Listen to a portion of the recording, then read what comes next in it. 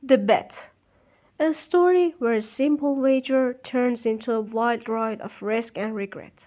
What happens when a choice leads to unexpected consequences? Let's dive in and find out. It was a dark autumn night. The old banker was walking up and down his study and remembering how, 15 years before, he had given a party one autumn evening. There had been many clever men there, and there had been interesting conversations. Among other things, they had talked of capital punishment. The majority of the guests, among whom were many journalists and intellectual men, disapproved of the death penalty. They considered that form of punishment out of date, immoral, and unsuitable for Christian states. In the opinion of some of them, the death penalty ought to be replaced everywhere by imprisonment for life. I don't agree with you, said their host, the banker. I have not tried either the death penalty or imprisonment for life. But if one may judge a priori, the death penalty is more moral and more humane than imprisonment for life. Capital punishment kills the man at once, but lifelong imprisonment kills him slowly. Which executioner is the more humane? He who kills you in a few minutes, or he who drags the life out of you in the course of many years? Both are equally immoral, observed one of the guests, for they both have the same object, to take away life. The state is not God. It has not the right to take away what it cannot restore when it wants to. Among the guests was a young lawyer, a young man of 25. When he was asked his opinion, he said, "The death sentence and the life sentence are equally immoral.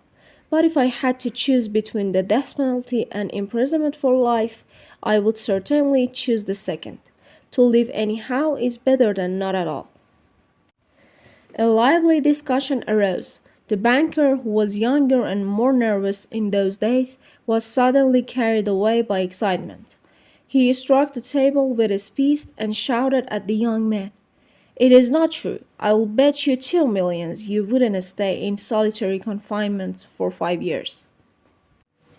"If you mean that in earnest," said the young man, "I'll take the bet, but I will stay not 5 years, but 15 years." "15? Done," cried the banker. "Gentlemen, I stake 2 millions." "Agreed. You stake your millions, and I stake my freedom," said the young man.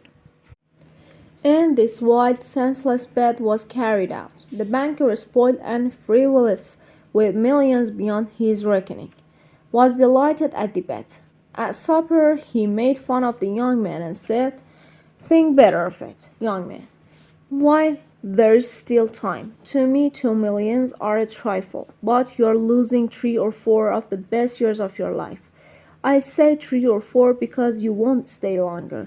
Don't forget either, you unhappy man, that voluntary confinement is a great deal harder to bear than compulsory. The thought that you have the right to step out in liberty at any moment will poison your whole existence in prison. I am sorry for you."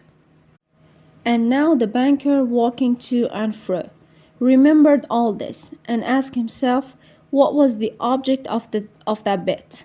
What is the good of that man's losing 15 years of his life and my throwing away 2 millions? Can he prove that the death penalty is better or worse than imprisonment for life? No, no, it was all nonsensical and meaningless. On my part, it was the caprice of a pampered man, and on his part, simple greed for money. Then he remembered what followed that evening. It was decided that the young man should spend the years of his captivity under the strictest supervision in one of the lodges in the banker's garden. It was agreed that for 15 years he should not be free to cross the threshold of the lodges, to see human beings, to hear the human voice, or to receive letters and newspapers. He was allowed to have a musical instrument and books, and was allowed to write letters, to drink wine, and to smoke. By the terms of the agreement, the only relations he could have with the outer world were by a little window made purposely for that object. He might have anything he wanted: books, music, wine, and so on, in any quantity he desired by writing an order, but could only receive them through the window. The agreement provided for every detail and every trifle that would make his imprisonment strictly solitary, and bound the young man to stay there exactly 15 years, beginning from 12 o'clock of November 14, 1870, and ending at 12 o'clock of November 14, 1885. The slightest attempt on his part to break the conditions, if only 2 minutes before the end, released the banker from the obligation to pay him 2 millions. For the first year of his confinement, as far as one could judge from his brief notes, the prisoner suffered severely from loneliness and depression. The sounds of the piano could be heard continually day and night from his lodge. He refused wine and tobacco. Wine, he wrote, excites the desires, and desires are the worst foes of the prisoner. And besides, nothing could be more dreary than drinking good wine and seeing no one. And tobacco spoiled the air of his room. In the first year, the books he sent for were principally of a light character, novels with a complicated love plot, sensational and fantastic stories, and so on. In the second year, the piano was silent in the lodge, and the prisoner asked only for the classics. In the fifth year, music was audible again, and the prisoner asked for wine. Those who watched him through the windows said that all that year he spent doing nothing but eating and drinking and lying on his bed, frequently yawning and angrily talking to himself. He did not read books. Sometimes at night he would sit down to write. He would spend hours writing, and in the morning tear up all that he had written. More than once he could be heard crying. In the second half of the sixth year, the prisoner began zealously studying languages, philosophy, and history. He threw himself eagerly into these studies so much so that the banker had enough to do to get him the books he ordered. In the course of 4 years, some 600 volumes were procured at his request.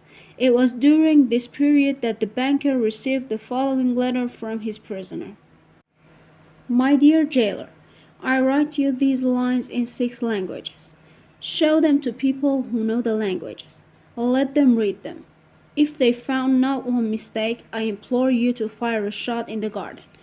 That shoot will show me that my efforts have not been thrown away.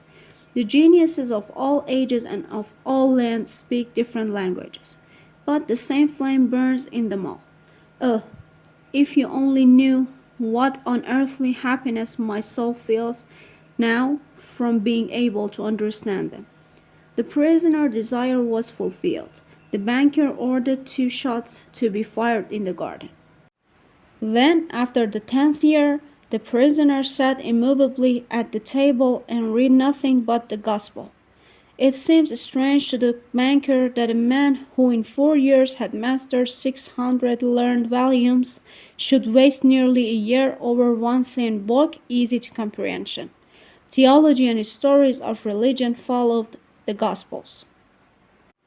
In the last 2 years of his confinement, the prisoner read an immense quantity of books quite indiscriminately. At one time he was busy with the natural sciences. Then he would ask for Byron or Shakespeare. There were notes in which he demanded at the same time books on chemistry and a manual of medicine, and a novel and some treatise on philosophy or theology. His reading suggested a man swimming in the sea among the wreckage of his ship, and trying to save his life by greedily clutching first at one spar and then at another. The old banker remembered all this, and thought, tomorrow at 12 o'clock he will regain his freedom. By our agreement I ought to pay him 2 millions. If I do pay him, it is all over with me. I shall be utterly ruined. 15 years before, his millions had been beyond his reckoning. Now he was afraid to ask himself which were greater, his debts or his assets. The spread gambling on the stock exchange, wild speculation, and the excitability which he could not get over even in the advancing years has by degrees led to the decline of his fortune, and the proud, fearless, self-confident millionaire had become a banker of middling rank, trembling at every rise and fall in his investment. "Cursed bet!" muttered the old man, clutching his head in despair. "Why didn't the man die? He is only 40 now. He will take my last penny from me. He will marry, will enjoy life, will gamble on the exchange, while I shall look at him with envy like a beggar, and hear from him every day the same sentence. I'm indebted to you for the happiness of my life. Let me help you." No, it is too much. The one means of being saved from bankruptcy and disgrace is the death of that man. It struck 3 o'clock. The banker listened. Everyone was asleep in the house, and nothing could be heard outside but the rustling of the chill trees, trying to make no noise. He took from a fireproof safe the key of the door which had not been opened for 15 years, put on his overcoat, and went out of the house. It was dark and cold in the garden. Rain was falling. A damp cutting wind was racing about the garden, howling and giving the trees no rest. The banker strained his eyes, but could see neither the earth nor the white statues. nor the lodge nor the trees. Going to the spot where the lodge stood, he twice called the watchman. No answer followed. Evidently, the watchman had sought shelter from the weather, and was now asleep somewhere either in the kitchen or in the greenhouse. If I had the pluck to carry out my intention, thought the old man, suspicion would fall first upon the watchman. He felt in the darkness for the steps and the door, and went into the entry of the lodge. Then he groped his way into a little passage and lighted a match. There was not a soul there. There was a bedstead with no bedding on it, and in the corner there was a dark cast iron stove. The seals on the door leading to the prisoner's room were intact.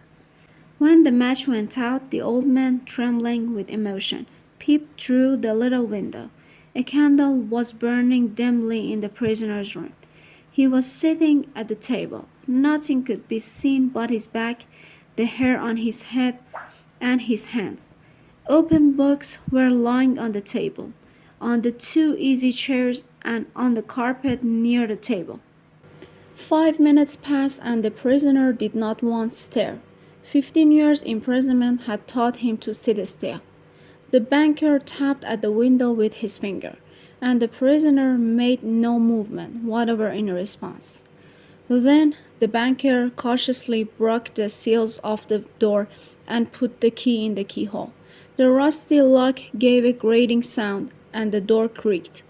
The banker expected to hear at once footsteps and a cry of astonishment. But 3 minutes passed, and it was as quiet as ever in the room. He made up his mind to go in. At the table, a man, unlike ordinary people, was sitting motionless. He was a skeleton with the skin drawn tight over his bones, with long curls like a woman's, and a shaggy beard. His face was yellow, with an earthly tint in it.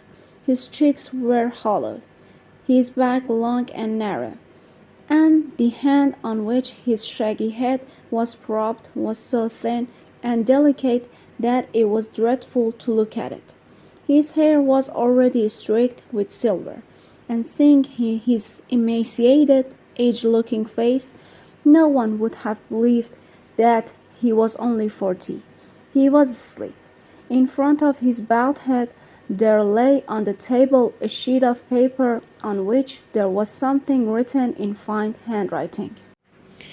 "Poor creature," thought the banker. "He is asleep and most likely dreaming of the millions, and I have only to take this half-dead man, throw him on the bed, stifle him a little with the pillow, and the most conscientious expert would find no sign of violent death. But let us first read what he has written here." The banker took the page from the table and read as follows: Tomorrow at 12 o'clock I regain my freedom and the right to associate with other men. But before I leave this room and see the sunshine, I think it necessary to say a few words to you. With a clear conscience, I tell you, as before God who beholds me, that I despise freedom and life and health and all that in your books is called the good things of the world. For 15 years I have been intently studying earthly life. It is true I have not seen the earth nor man, but in your books I have drunk fragrant wine. I have sung songs. I have hunted stags and wild boars in the forest. Have loved women, beauties as ethereal as clouds, created by the magic of your poets and geniuses, have visited me at night, and have whispered in my ears wonderful tales that have set my brain in a whirl. In your books I have climbed to the peaks of Elburz and Mont Blanc, and from there I have seen the sunrise and have watched it at evening flood the sky, the ocean, and the mountain tops with gold and crimson. I have watched from there the lightning flashing over my head and cleaving the storm clouds. I have seen green forests, fields, rivers, lakes, towns. I have heard singing of the sirens and the strains of the shepherds' pipes. I have touched the wings of comely devils who flew down to converse with me of God. In your books I have flung myself into the bottomless pit, performed miracles, slain, burned towns, preached new religions, conquered whole kingdoms. Your books have given me wisdom. All that the unresting thoughts of man has created in the ages is compressed into a small compass in my brain. I know that I am wiser than all of you. And I despise your books. I despise wisdom and the blessing of all this world. It is all worthless, fleeting, illusory, and deceptive, like a mirage. You may be proud, wise, and fine, but death will wipe you off the face of the earth as though you were no more than mice burrowing under the floor. And your posterity, your history, your immortal geniuses will burn or freeze together with the earthly globe. You have lost your reason and taken the wrong path. You have taken lies for truth, and hideousness for beauty. You would marvel if, owing to strange events of some sorts, frogs and lizards suddenly grew on apple and orange trees instead of fruit, or if roses began to smell like a sweating horse. So I marvel at you who exchange heaven for earth. I don't want to understand you. To prove to you in action how I despise all that you live by, I renounce the 2 millions of which I once dreamed as of paradise and which now I despise. To deprive myself of the right to the money, I shall go out from here 5 hours before the time fixed, and so break the compact. When the banker had read this, he laid the page on the table, kissed the strange man on the head, and went out of the lodge, weeping. At no other time, even when he had lost heavily on the stock exchange, had he felt so great a contempt for himself. When he got home, he lay on his bed, but his tears and emotion kept him for hours from sleeping. Next morning, the watchmen ran in with pale faces and told him they had seen the man who lived in the lodge climb out of the window into the garden, go to the gate, and disappear. The banker went at once with the servants to the lodge and made sure of the flight of his prisoner. To avoid arousing unnecessary talk, he took from the table the writing in which the millions were renounced, and when he got home, locked it up in the fireproof safe. As we wrap up this tale of risk and regret, remember that not all secrets stay buried. In our next story, A Dead Woman's Secrets, we will uncover mysteries that linger even after life has ended. What dark truths will come to light? You won't want to miss this one. See you next time.